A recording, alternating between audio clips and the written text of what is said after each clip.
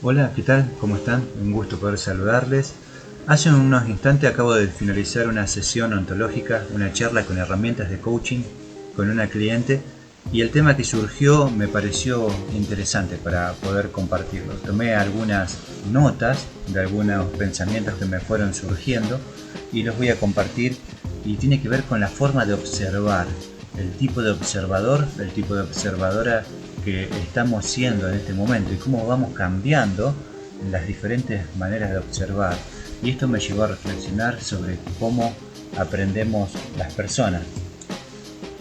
Bien, sobre este tema hay un relato que se llama Hablar el mismo lenguaje y hace mención de una profesora egipcia de la Facultad de Estudios Empresariales de la Universidad del Cairo. Ella asistió a un curso sobre estilos de aprendizaje para conocer las diferentes formas en que la gente aprende. Y entre estas cosas ella descubrió cosas muy interesantes y nuevas. Aprendió, por ejemplo, que todos vivimos en el mismo mundo, en la misma realidad, pero cada uno de nosotros lo entendemos y lo experimentamos de una forma diferente. El profesor pregunta, ¿cómo aprende la gente? Y el grupo, lanzando una mirada inexpresiva, se miran unos a otros y él dice, lo plantearé de otro modo. ¿Cómo entra la información procedente del mundo exterior en nuestra mente y en nuestro cuerpo? Todo esto haciendo alusión a que fuera de nosotros hay un universo, el mundo exterior, y a nosotros nos llegan estímulos del mundo exterior que son filtrados por los sentidos y la mente le da la significación. Entonces tendemos a decir, para mí las cosas son así, y las cosas son así pero para esa persona, porque todos tienen una manera de observar, una manera de interpretar, porque es lo que somos observadores dentro de un cuerpo, y este cuerpo biológico compuesto por la corporalidad, el lenguaje y la emoción, haciendo referencia al lenguaje como la parte racional, no porque podemos hablar, sino porque tenemos la capacidad de poder razonar. En cambio los animales son más instintivos y reaccionan. Entonces, ¿cómo aprende la gente? El profesor dijo, replanteando la pregunta, ¿cómo entra la información desde el mundo exterior hacia nuestra mente y nuestro cuerpo? Dando a significar que aprender significa introducir información dentro de nosotros. Entonces los alumnos dijeron, eso sí es fácil de responder. A través de nuestros 5 sentidos. Exacto, dijo el profesor, no existe otro modo. Nuestra experiencia del mundo tiene una base sensorial, y dado que nuestra experiencia está basada en los sentidos, no es sorprendente que nuestro lenguaje tenga igualmente una base sensorial. No vemos las cosas como son, vemos las cosas como somos nosotros, como las estamos interpretando. No es lo que está pasando, la realidad, sino lo que nosotros estamos creyendo o lo que estamos interpretando. Entonces surge algo re interesante sobre lo que es un conflicto o lo que es un problema. ¿Es lo mismo un conflicto que un problema? Todo tiene que ver sobre el crear conciencia, que emerja eso que está debajo de la superficie y lo pueda hacer consciente para poder trabajarlo. Entonces crear conciencia es cambiar nuestra manera de observar, generando así un nuevo observador en nosotros. Desde este nuevo observador vamos a poder distinguir la diferencia entre problema y conflicto, o sea, vamos a poder ver las cosas de una manera diferente. ¿Y cuál es la diferencia entre problema y conflicto?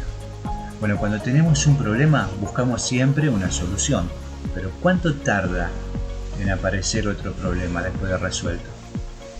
Se resuelve el problema, aparece otro, lo volvemos a resolver y vuelve a aparecer otro problema más, y así en un ciclo continuo. Entonces resolver problemas es como parchear la rueda, es como pasar a través con una bicicleta de esos yuyos que tienen rosetas, que la van a pinchar y le vamos a poner un parche, y después de un tiempo volvemos a pasar por el mismo lugar. Entonces se resuelve el problema, pero no el conflicto que ha generado el problema, porque podría haber evitado ese problema razonando y decidiendo ir por otro lugar. Y con otras situaciones más críticas en la vida, volvés a pasar por los mismos lugares una y otra vez, y siempre resolviendo problemas, y una cosa de nunca acabar. Entonces, si lo vieras como un conflicto, en vez de observarlo como un problema, podrías tener opciones distintas.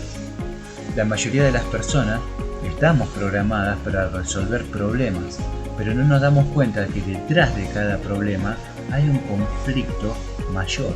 El problema se esconde detrás del conflicto. Entonces, el problema es la manifestación de ese conflicto. El conflicto es más interno, en cambio el problema es externo. Si querés resolver un problema de por vida, no te enfoques en resolver el problema, sino anda al conflicto, que es el que genera ese problema, y vas a solucionar esa situación para siempre. No se trata de encarar y trabajar en la sintomatología, sino ir a la causa, ir a la raíz. Si en tu huerta tenés un yuyo malo y le cortás las hojitas, y ese sería el problema, con el tiempo va a volver a crecer. Y aún si cortás el tallo, la fuerza está en la raíz, va a volver a emerger. Pero si vas a la raíz y la extraes de raíz, ese yuyo ya no volverá a estar ahí. Entonces, cuando existe un interés, ahí se manifiesta un conflicto. Y detrás de cada problema hay un interés que no se está viendo, del cual no se es consciente. No debemos comprar entonces las historias, porque detrás de cada relato hay una historia por desentrañar. Es decir, las personas se dan a conocer a través del relato. Lo que digo que soy es como me vendo, es como digo que soy, ese es mi relato. Si quiero cambiar algo en mí, tengo que cambiar algo en el relato, porque es lo que estoy diciendo que soy, es el programa con el cual estoy funcionando. Entonces, qué importante es entender todo esto, que el problema es pasajero, en cambio el conflicto va mucho más allá, es como un iceberg. El problema es la punta del iceberg, sin embargo, hay un 90% de masa que no se ve debajo de la superficie. Entonces, lo que tienen las sesiones de coaching, que son reveladoras y fascinantes, es porque traes un problema que querés resolver y terminás cambiando el observador, aprendiendo más sobre quién estás siendo vos y quién querés ser. ¿Considerás que tenés un problema en tu vida? Yo te invito a pensar en quién serías si no tuvieras ese problema.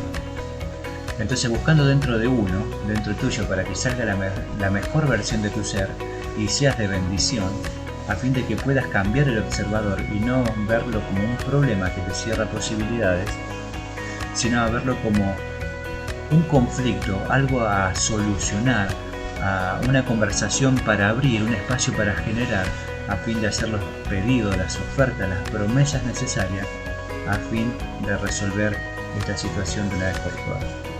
Te acompaño en este proceso, te invito a tener sesiones ontológicas, a conversaciones con herramientas de coaching, a tener una sesión de coaching, a fin de que puedas hacer consciente esto que está en lo profundo. Si por ejemplo tenés un problema de ser desordenado, ¿qué tenés que hacer? Tenés que ordenar, porque esto genera un aprendizaje de primer orden.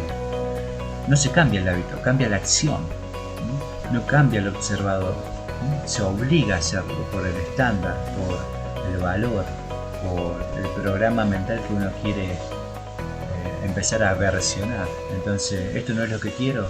No, entonces ¿qué es lo que quiero? Y a partir de ahí empezar a sacar la mejor versión de uno mismo.